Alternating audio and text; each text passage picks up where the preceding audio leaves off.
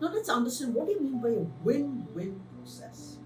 Okay, thinking win-win is the best format to work. So sometimes when we're dealing with our customers, in our mind, it's we have to win, we have to win, we have to get the maximum profit. But a better strategy is not thinking of, I win, you lose. It is better to think of a strategy where it's win-win. I win and the customer also wins, so that the customer will keep coming back to you. And that is important. So seek first to understand, then to be understood. Now, when we have arguments, we have two parties that are continuously screaming at each other or arguing with each other. But instead of that, seek first to understand. Keep quiet.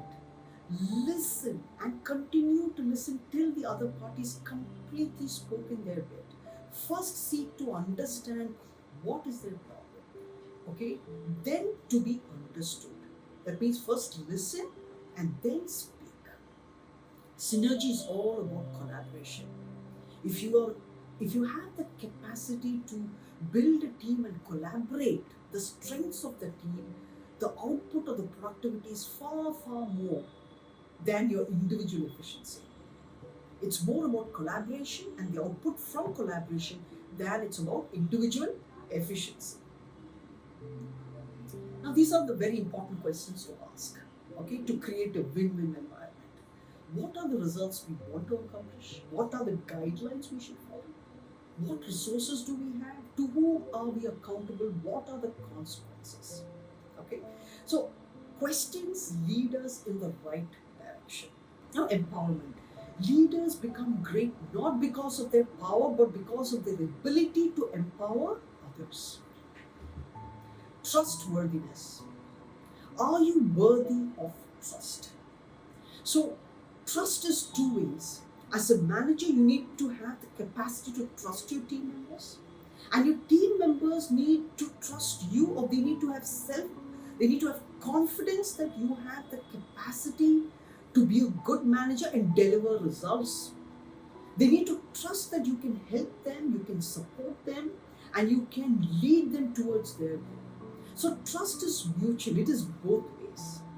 And to create an environment of trust, you need both character and competence. So trust is possible only if there is both character and competence. Now I'll give you an example. Okay. Now you might be a person who has excellent integrity, or you're a very, very honest person, but you don't have competence, or you're not capable of doing the job, or you don't have the skill sets to do the job. Do you think your team members will trust you? No. You need both character and competence. Now let me give you an example. As a manager, you're not very honest, or your integrity is low, but you're very, very competent.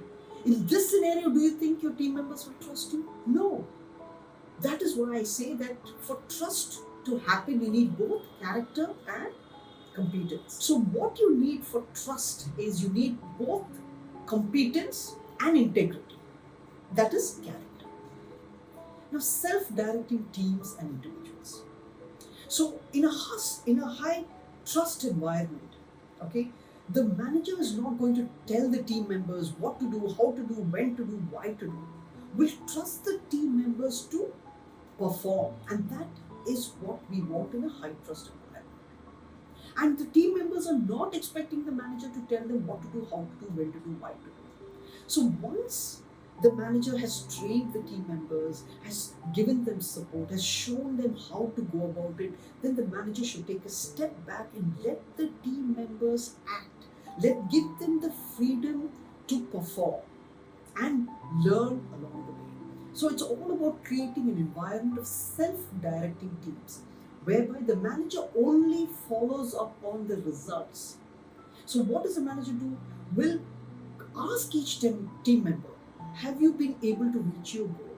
So accountable results, following up on measurable results. And that is what the manager needs to do.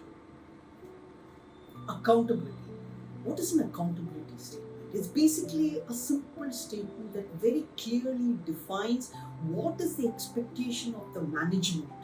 And it has got clear measurable figures, okay, which the management should very clearly define and say, this is what I mean by performance, and this is the accountability or your responsibility to achieve this. And that clarity should be there. Only then you can follow up with the team member and find out whether the team member has met that or not.